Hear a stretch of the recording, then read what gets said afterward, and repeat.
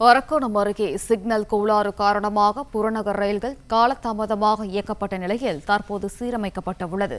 இதுகுறித்தான முழு விவரங்களை வழங்குகிறார் செய்தியாளர் சுதாகர். சுதாகர், வணக்கம். விவரங்களை நீங்க பதிவு பண்ணல. வணக்கம் மேடம். ராணிப்பேட்டை மாவட்டம் அரக்கோணம் மற்றும் புளியமங்கலம் ரயில் நிலையங்களுக்கு இடையே இன்று அதிகாலை சிக்னல் கோளாறு ஏற்பட்டது.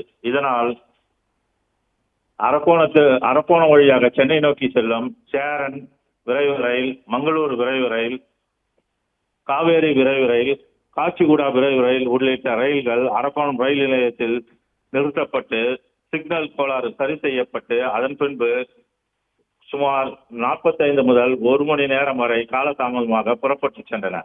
இந்த சிக்னல் கோளாறை ரயில்வே ஊழியர்கள் அறிந்து உடனடியாக சம்பவ இடத்துக்கு வந்து அதனை சரி செய்யும் பணியில் ஈடுபட்டனர்.